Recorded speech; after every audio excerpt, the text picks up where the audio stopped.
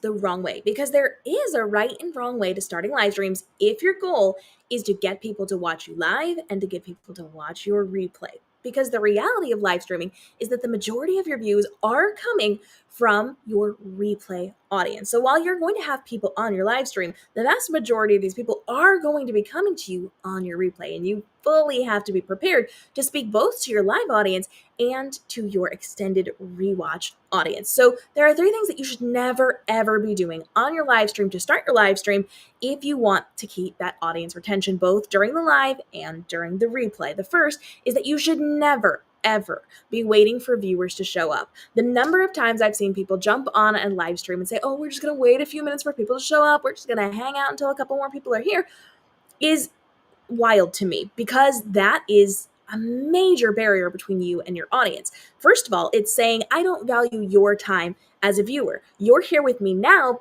but you're not good enough for me to go live with. On the replay, that says 5 to 10 minutes of wasting a person's time before you finally get to the content.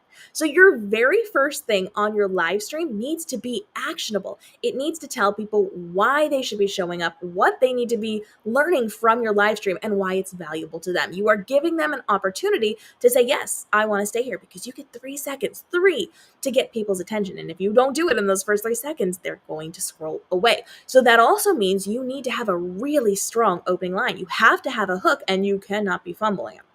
A lot of times people jump on live streams because they want to have interaction with their community. Just like all of you joining me now. Hello, everybody. Go ahead and leave a comment.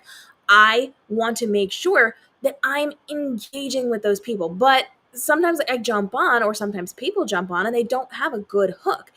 Like I started this live stream. I said, are you starting your live stream wrong? And that gives people pause. Oh, is there a right and wrong way to do this? Am I doing the wrong thing? It gets people's attention. And then I tell them what they can be expecting. We're going to talk about the 3 things you should never be doing. They know exactly what they're going to be getting out of this. And so having a good, strong hook is really important. But scripting your hook is even more important, because even if you jump on a live stream and you don't need a script, maybe you have bullet point talking points, maybe you just know what you're going to be talking about, you know your content so well that you can just talk about it like me, your first line can make or break your success. So having it either memorized, or if you're using a program like BeLive, like I'm using right now to stream to add all my fancy things on screen, you can actually write that as a note and not put it on the screen. I can just look a little bit off of camera, and depending on what camera source I'm using, you can't even tell. As long as I'm not looking at a note like this, you're not going to be able to really tell, because during the course of conversation, I am naturally looking away. And so I can just glance over and see that opening line and read it off if I need to. Having a scripted opening line is incredibly important, just as important as having a direction and a plan when you go live. You want to make sure that you have a strategy for having that conversation. So even if it's talking points, even if you're bringing a question from somewhere, you have something to discuss. So if you're going live like me, teaching a tutorial, you know exactly what you're going to be talking about.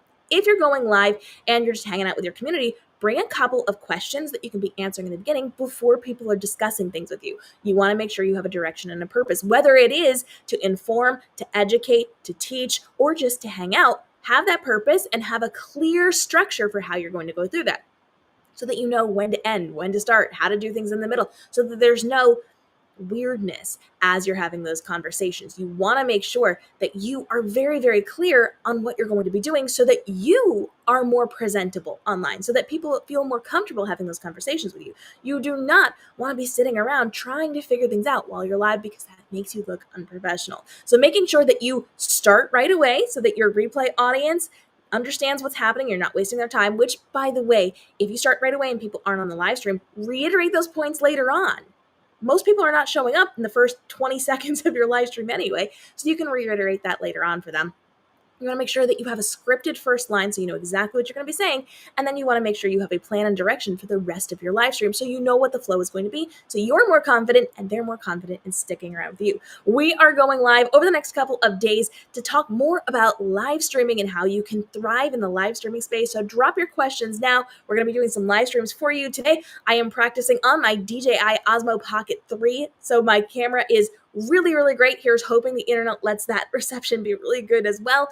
Ask your questions on webcams. Yesterday, we actually tried the Insta360 Go 3S. So we're trying out new cameras. We're breaking down all the stuff we talk about in Livestream Action Plan, and we're getting your questions answered on live streams. So let me know what you're thinking and follow along for more until we go back to our regularly scheduled programming. We'll see you then.